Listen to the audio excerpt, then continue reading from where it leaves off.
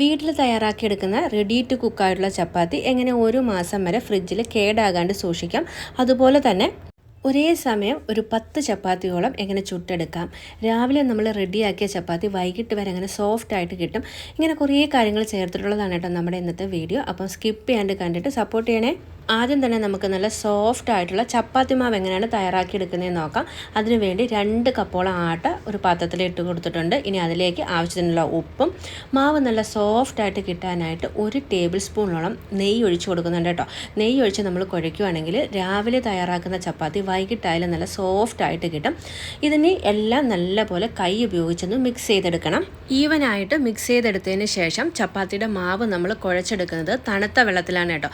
ഫ്രിഡ്ജിൽ നിന്ന് തണുത്ത വെള്ളത്തിൽ നമ്മൾ മാവ് കുഴച്ചെടുക്കുകയാണെങ്കിൽ ചപ്പാത്തി നല്ല സോഫ്റ്റ് ആയിട്ട് കിട്ടും. മാത്രമല്ല നമുക്ക് പെട്ടെന്ന് മാവ് കുഴച്ചെടുക്കാനും കഴിയും. തണുത്ത വെള്ളം ആയതുകൊണ്ട് തന്നെ പെട്ടെന്ന് ആ വെള്ളം മാവ് അബ്സോർബ് ചെയ്തോളും കേട്ടോ.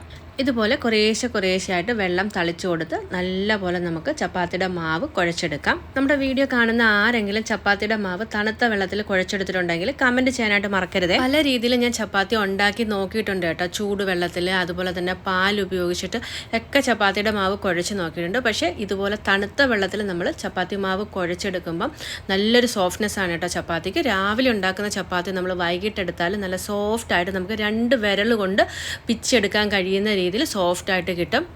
ആദ്യമായിട്ടൊക്കെ ചപ്പാത്തി തയ്യാറാക്കുന്നവർക്ക് ചെയ്ത് നോക്കാൻ പറ്റുന്ന അടിപൊളി ഒരു ടിപ്പാണ് കേട്ടോ. പലർക്കും ചപ്പാത്തി ഉണ്ടാക്കുമ്പം വെള്ളത്തിൻ്റെ അളവ് കറക്റ്റായിട്ട് വരത്തില്ല. അപ്പോൾ ഇതുപോലെ കുറേശ്ശെയായിട്ടൊക്കെ നമ്മൾ വെള്ളം ഒഴിച്ച് മാവ് തയ്യാറാക്കുകയാണെങ്കിൽ പെർഫെക്റ്റായിട്ട് നമുക്ക് ഡോ തയ്യാറാക്കിയെടുക്കാം. അപ്പോൾ നമ്മുടെ ചപ്പാത്തിയുടെ ഡോ ഇവിടെ റെഡി ആയിട്ടുണ്ട്. നല്ല സോഫ്റ്റ് ആയിട്ട് കിട്ടിയിട്ടുണ്ട് കേട്ടോ. ഇനി നമ്മൾ ഇത് അടച്ച് വെച്ച് ഒരു 10 മിനിറ്റ് കഴിഞ്ഞിട്ടാണ് ചപ്പാത്തി തയ്യാറാക്കാനായിട്ട് പോകുന്നത്. 10 മിനിറ്റ് കഴിഞ്ഞതിന് ശേഷം നമുക്ക് സാധാരണ പോലെ തന്നെ ചെറിയ ബോളുകളാക്കി എടുത്തിട്ട് ചപ്പാത്തി പരത്തിയെടുക്കാം. ബോൾസിൻ്റെയൊക്കെ വലിപ്പം നമ്മുടെ ഇഷ്ടത്തിനനുസരിച്ച് ചെറുതോ വലുതോ ഒക്കെ ആക്കി എടുക്കാം കേട്ടോ. ഇതുപോലെ ചെറിയ ബോളുകളാക്കി എടുത്തിട്ട് ഒന്ന് മാവിൽ മുക്കി നല്ലപോലെ നൈസായിട്ട് വേണം നമ്മൾ ചപ്പാത്തി പരത്തിയെടുക്കാനായിട്ട്. ഒരു സൈഡിൽ പ്രഷർ കൊടുത്തിട്ട് നമ്മളിങ്ങനെ കറക്കി പരത്തിയെടുക്കുകയാണെങ്കിൽ ഈസി ആയിട്ട് നമുക്ക് ചപ്പാത്തി നല്ല റൗണ്ടിൽ തന്നെ കിട്ടും കേട്ടോ. ഇതുപോലെ നൈസായിട്ട് വേണം നമ്മൾ ചപ്പാത്തി പരത്തിയെടുക്കാനായിട്ട്. കല്ലിൽ ഒട്ടിപ്പിടിക്കുകയാണെങ്കിൽ ചെറുതായിട്ട് മാവ് തൂക്കി കൊടുത്താൽ മതി കേട്ടോ. 2 സൈഡിലും ചെറുതായിട്ട് മാവ് ഒന്നിട്ട് കൊടുത്തിട്ട് പരത്തിയെടുത്താൽ മാത്രം മതി. ഇത് കണ്ടില്ല, നല്ല പെർഫെക്റ്റ് ആയിട്ട് നമ്മൾ കടയിൽ നിന്ന് വാങ്ങുന്ന പോലെ നൈസായിട്ട് കിട്ടിയിട്ടുണ്ട്. ഇനി ഇതുപോലെ പരത്തിയെടുക്കുന്ന ചപ്പാത്തി ഒരു മാസം വരെ നമുക്ക് എങ്ങനെ കേട് കൂടാണ്ട് സ്റ്റോർ ചെയ്യാമെന്ന് ഞാൻ കാണിച്ചു തരാം. ഒന്നുകിൽ നമുക്ക് ബട്ടർ പേപ്പർ വേണം. ഇനി നമ്മുടെ കയ്യിൽ ബട്ടർ പേപ്പർ ഇല്ലാന്നെങ്കിൽ കുട്ടികളുടെ നോട്ട്ബുക്കുകളിൽ എഴുതാത്ത പേപ്പർ ഉണ്ടാവില്ല, അത് ഇതുപോലെ നമുക്ക് 1-2 കീറിയെടുക്കാം. ബട്ടർ പേപ്പർ നമുക്ക് ഒട്ടുമിക്ക സൂപ്പർ മാർക്കറ്റിലും വാങ്ങാനായിട്ട് കിട്ടും. ഇപ്പം നമുക്ക് എല്ലാവർക്കും ചെയ്യുന്ന രീതിയിൽ ഞാൻ നോട്ട്ബുക്കിലാണ് കേട്ടോ ഇത് സ്റ്റോർ ചെയ്ത് കാണിക്കുന്നത്. ആദ്യം ഒരു നോട്ട്ബുക്കിൻ്റെ പേജ് ഇതുപോലെ വെച്ച് കൊടുത്തിട്ട് അതിന് മുകളിൽ നമ്മൾ പരത്തി വെച്ചിരിക്കുന്ന ചപ്പാത്തി വെക്കുന്നു.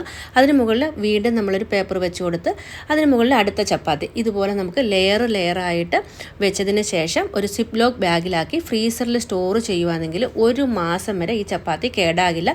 അതുപോലെ തന്നെ പരസ്പരം ഒട്ടിപ്പിടിക്കത്തുമില്ല. ചപ്പാത്തിയിലുള്ള അധിക വെള്ളത്തിൻ്റെ അംശം ഈ ഒരു പേപ്പർ വലിച്ചെടുത്തോളും കേട്ടോ. അതുകൊണ്ട് തന്നെ ചപ്പാത്തി ഒരു മാസം വരെ കേടാകാണ്ടിരിക്കുക. ആവശ്യമുള്ള സമയത്ത് നമുക്ക് പുറത്തെടുത്തിട്ട് ചുട്ടെടുത്താൽ മതി. ഫ്രീസറിൽ തന്നെ വേണം സ്റ്റോർ ചെയ്യാനായിട്ട്. കാരണം നമ്മളിത് ഹാഫ് കുക്ക് ആയിട്ടല്ല സ്റ്റോർ ചെയ്യുന്നത്.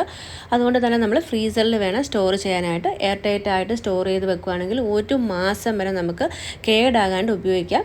ജോലിക്കൊക്കെ പോകുന്ന സ്ത്രീകൾക്ക് ചെയ്ത് വെക്കാൻ പറ്റുന്ന അടിപൊളി ഒരു ടിപ്പാണ് കേട്ടോ.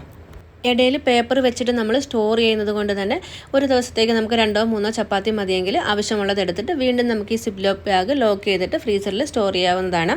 ഇനി നമുക്ക് ഒരേ ടൈമിൽ ഒരു 5-10 ചപ്പാത്തി എങ്ങനെ ചുട്ടെടുക്കാൻ നോക്കാം. നല്ല ചൂടായി കിടക്കുന്ന തവയിലേക്ക് പരത്തിയ ചപ്പാത്തി നമ്മൾ വെച്ച് കൊടുത്തിട്ടുണ്ട്. അതൊന്ന് ചെറുതായിട്ട് ചൂടായി വരുമ്പം തിരിച്ചിട്ടതിന് ശേഷം അതിന് മുകളിലേക്ക് നമുക്ക് അടുത്ത ചപ്പാത്തി വെച്ച് കൊടുക്കാം. രണ്ടാമത്തെ ചപ്പാത്തി അതിന് മുകളിൽ നമ്മൾ വെച്ച് കൊടുത്തിട്ടുണ്ട്. ഇനി ഇത് നമുക്ക് തിരിച്ചിട്ട് കൊടുക്കാം കേട്ടോ. തിരിച്ചിട്ട് കൊടുത്തതിന് ശേഷം ആ സൈഡിൽ നമുക്ക് അടുത്ത ചപ്പാത്തി വെച്ച് കൊടുക്കാം. ഇപ്പം നമ്മൾ 3ാമത്തെ ചപ്പാത്തിയും വെച്ച് കൊടുത്തിട്ടുണ്ട്. ഇതുപോലെ നമുക്ക് തിരിച്ചും മറിച്ചും ഒക്കെ ഇട്ടിട്ട് ചെറുതായിട്ട് ചൂടാക്കിയതിന് ശേഷം ഒരു 5 ചപ്പാത്തി വരെ അറ്റ് എ ടൈമിൽ ചുട്ടെടുക്കാവുന്നതാണ് കേട്ടോ.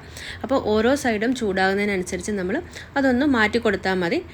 ഏറ്റവും അടിയിലിരിക്കുന്ന ചപ്പാത്തി നല്ലപോലെ ചൂടായി കഴിയുമ്പം തിരിച്ചിട്ടതിന് ശേഷം അതിന് മുകളിൽ വരുന്ന ചപ്പാത്തി ഉണ്ടല്ലോ, അത് ഇതുപോലെ ഒന്ന് മറിച്ചിട്ട് കൊടുക്കുകയാണെങ്കിൽ അടുത്ത പ്രാവശ്യം ഇടുന്ന സമയത്ത് 2 സൈഡും ഒരേപോലെ നമുക്ക് കുക്കായി കിട്ടും കേട്ടോ. ഈ ഒരു രീതിയിൽ നമ്മൾ കുക്ക് ചെയ്തെടുക്കുകയാണെങ്കിൽ ഗ്യാസും ലാഭമാണ്, സമയവും നമുക്ക് ലാഭമായിട്ട് കിട്ടും.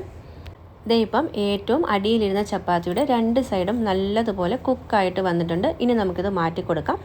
അപ്പോൾ ബാക്കിയുള്ള ചപ്പാത്തിക്കും നല്ല ചൂടുള്ളത് കൊണ്ട് തന്നെ പെട്ടെന്ന് വെന്ത് കിട്ടും. ഇതേ രീതിയിൽ തന്നെ കുക്ക് ചെയ്തെടുത്താൽ മതി കേട്ടോ.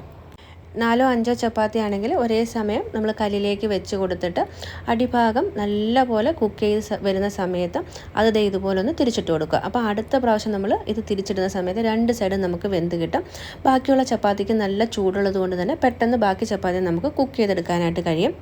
ഇന്നത്തെ വീഡിയോയിലെ അവസാനത്തെ ടിപ്പ്, നമ്മൾ ചപ്പാത്തിക്ക് മാവൊക്കെ കുഴച്ച് കഴിയുമ്പം ബാക്കി വരുന്ന മാവ് ഫ്രിഡ്ജിൽ വെക്കാറുണ്ടല്ലേ. അടുത്ത ദിവസം എടുക്കുമ്പോൾ നല്ലപോലെ തണുത്ത് കല്ല് പോലെ ഇരിക്കും. അപ്പം പെട്ടെന്ന് നമുക്കിതെടുത്ത് ചപ്പാത്തി തയ്യാറാക്കാൻ പറ്റുന്ന അടിപൊളി ഒരു സൂത്രം കാണിച്ചു തരാം കേട്ടോ. ഇതുപോലൊരു സ്റ്റീൽ പാത്രത്തിൽ വേണം നമ്മൾ സ്റ്റോർ ചെയ്ത് വെക്കാനായിട്ട്.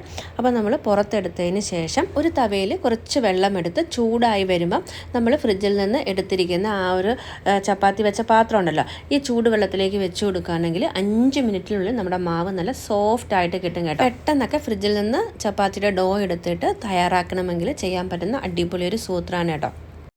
അപ്പോൾ ഇന്നത്തെ നമ്മുടെ ഈ ഒരു ചെറിയ വീഡിയോ വൈൻഡപ്പ് ചെയ്യാം. വീഡിയോ നിങ്ങൾക്ക് ഇഷ്ടപ്പെട്ടെങ്കിൽ സപ്പോർട്ട് ചെയ്യാനായിട്ട് മറക്കരുത്.